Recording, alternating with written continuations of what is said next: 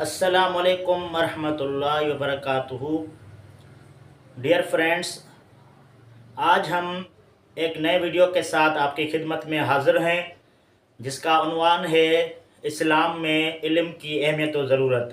ایک علم ہی ہے جس کی وجہ سے ایک انسان دوسرے انسان سے ممتاز ہوتا ہے۔ اس علم کی بنا پر اللہ تبارک و تعالیٰ نے انسان کو بہت زیادہ اہمیت و فضیلت دی ہے، جس کے بارے میں قرآن مجید میں ارشاد ہے۔ اللہ تبارک و تعالیٰ فرماتے ہیں کہ قُلْ هَلْ يَسْتَوِيَ الَّذِينَ يَعْلَمُونَ وَالَّذِينَ لَا يَعْلَمُونَ، کہ جاننے والے اور نہ جاننے والے دونوں برابر نہیں ہو سکتے۔ اسی طریقے سے اللہ تبارک و تعالیٰ نے فرمایا ہے وَفَوْقَ كُلِّ ذِي عِلْمٍ عَلِيمٍ، ہر جاننے والے سے ایک اور زیادہ جاننے والا ہوتا ہے۔ یعنی علم کبھی بھی ختم نہیں ہوتا۔ اگر کوئی کہتا ہے کہ میرے پاس بہت زیادہ علم ہے، تو اس سے زیادہ اور بھی عالم بہت ہیں، یہاں تک کہ یہ علم اللہ تبارک و تعالیٰ کے پاس پہنچ جاتا ہے کہ سب سے بڑا جاننے والا اللہ تبارک و تعالیٰ ہے، جو ایک ایک چیز سے واقف ہیں۔ عزیز دوستو، قال رسول اللہ صلی اللہ علیہ وسلم طلب العلم فریضۃ علی کل مسلم، کہ آپ کریم صلی اللہ علیہ وسلم نے فرمایا کہ علم حاصل کرنا ہر مسلمان پر فرض ہے۔ فرض کی دو قسمیں ہیں، ایک فرض عین ہوتا ہے، دوسرا فرض کفایہ۔ جس طرح 5 وقت کی نماز پڑھنا فرض عین ہے، وہ کسی بھی صورت میں معاف نہیں ہے، اور فرض کفایہ جس طرح نماز جنازہ فرض کفایہ ہے، اگر محلے میں سے کسی ایک شخص نے بھی ادا نہیں کی تو سارے محلے والے گنہگار ہوں گے، لیکن اگر محلے میں سے کسی نے ادا کر دی تو باقیوں کو ثواب تو نہیں ملے گا، لیکن باقیوں پر فرض عائد نہیں ہوگا۔ اسی طریقے سے علم حاصل کرنے کی بھی 2 قسمیں ہیں، ایک فرض عین ہے، دوسرا فرض کفایہ ہے۔ علم فرض عین اس طرح ہے کہ دین کا جزوی علم حاصل کرنا، جیسے کہ اللہ تبارک و تعالیٰ کے بارے میں علم، نبی پاک صلی اللہ علیہ وسلم کے بارے میں علم، صحابہ کرام رضوان اللہ علیہم اجمعین کے بارے میں علم، اہل بیت کے بارے میں علم، اور ڈیلی روٹین یعنی روزمرہ کے کام کاج کے بارے میں یہ علم حاصل کرنا فرض عین ہے۔ دوسرا ہے فرض کفایہ، یعنی دین کا مکمل علم حاصل کرنا، یہ فرض کفایہ ہے۔ یعنی کچھ لوگ دین کا علم مکمل حاصل کرتے ہیں تو کچھ افراد کے کرنے سے باقیوں پہ فرض یہ عائد نہیں ہوتا، لیکن اگر کوئی کرنا چاہے تو بہت اچھی بات ہے۔ اس کے بعد قال رسول اللہ صلی اللہ علیہ وسلم من خرج فی طلب العلم فہو فی سبیل اللہ حتی یرجع، یعنی آپ کریم صلی اللہ علیہ وسلم نے فرمایا جو علم کی تلاش میں نکلتا ہے وہ اللہ کی راہ میں ہوتا ہے، اللہ کے راستے میں ہوتا ہے، یہاں تک کہ واپس آئے۔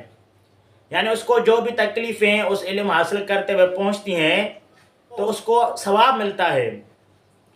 اس کے علاوہ آپ کریم صلی اللہ علیہ وسلم نے ایک مرتبہ 2 افراد کے بارے میں ذکر کیا، ایک عبادت گزار کے بارے میں اور دوسرا عالم کے بارے میں۔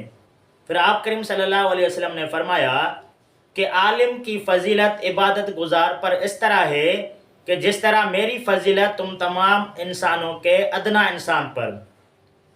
پھر آپ کریم صلی اللہ علیہ وسلم نے آگے ارشاد فرمایا کہ جو علم حاصل کرتا ہے اللہ تبارک و تعالیٰ، اس کے فرشتے، زمین کی تمام مخلوقات، چیونٹی اپنے بل میں، مچھلیاں سمندر میں اس بندے کے لیے دعائیں کرتی ہیں۔ قال رسول اللہ صلی اللہ علیہ وسلم فقیہ واحد اشد علی الشیطان من 1000 عابد، کہ ایک فقیہ، ایک سمجھدار، ایک علم رکھنے والا شیطان پر 1000 عبادت گزاروں سے بہتر ہے، کیونکہ انسان جب عبادت کرتا ہے تو وہ اس کو شیطان وسوسے ڈالتا ہے، اور اس کو جب علم نہیں ہوتا ہے تو وہ جلدی وسوسوں میں آ جاتا ہے، لیکن ایک جاننے والا اور فقیہ اور علم میں رسوخ رکھنے والا وہ شیطان کے وسوسوں میں جلدی نہیں آتا۔ اسی طریقے سے قال رسول اللہ صلی اللہ علیہ وسلم من طلب العلم فأدركه كان له كفلان من الأجر وإن لم يدركه كان له كفل من الأجر، یعنی جو علم کو تلاش کرتا ہے، اگر وہ تلاش کرتے ہوئے علم کو حاصل کر لیتا ہے تو اس کے لیے دگنا اجر ہے۔ لیکن اگر کوئی علم کو تلاش کرتا ہے اور تلاش کرتے ہوئے بھی اس کو علم نہیں ملتا ہے تو اس کے لیے ایک اجر ہے۔ اسی طرح رسول پاک صلی اللہ علیہ وسلم نے ارشاد فرمایا کہ جب انسان فوت ہو جاتا ہے تو اس کے نیک اعمال کا سلسلہ بند ہو جاتا ہے سوائے 3 کاموں کے: ایک صدقہ جاریہ، دوسرا علم جس سے لوگ فائدہ حاصل کریں، تیسری نیک اولاد جو اپنے والدین کے لیے ان کے مرنے کے بعد دعائیں کرتے رہیں۔ یہ 3 کام ہیں جو انسان کے مرنے کے بعد بھی کام آتے ہیں۔ اسی طرح رسول پاک صلی اللہ علیہ وسلم نے فرمایا جو علم حاصل کرتا ہے وہ علم جس سے اللہ تعالیٰ راضی ہو جائے، لیکن اس کی نیت صرف دنیا کا مال متاع کمانے کی ہوتی ہے، تو وہ قیامت کے دن جنت کی خوشبو بھی نہیں پائے گا، جبکہ جنت کی خوشبو بہت دور تک جائے گی۔ لیکن جو مال متاع کے لیے علم حاصل کرتا ہے اس کو جنت کی خوشبو بھی حاصل نہیں ہوگی۔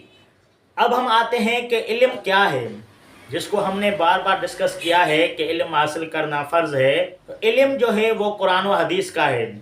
جو کچھ قرآن میں ہے اور جو کچھ حدیث میں ہے وہ علم ہے۔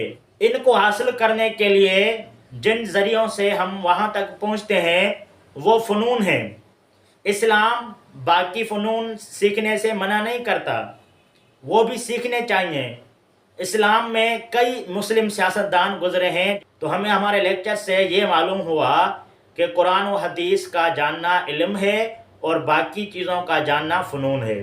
حضرت علی المرتضیٰ رضی اللہ تعالیٰ عنہ کا قول ہے کہ جس نے مجھے ایک لفظ سکھایا اس نے مجھے اپنا غلام بنا لیا۔ تو آپ جانتے ہیں کہ پہلے دور میں غلاموں کا دور تھا اور غلاموں پر کئی ظلم کیے جاتے تھے اور اس آقا کی مرضی ہوتی تھی کہ اپنے غلام کے ساتھ جو بھی سلوک کرے۔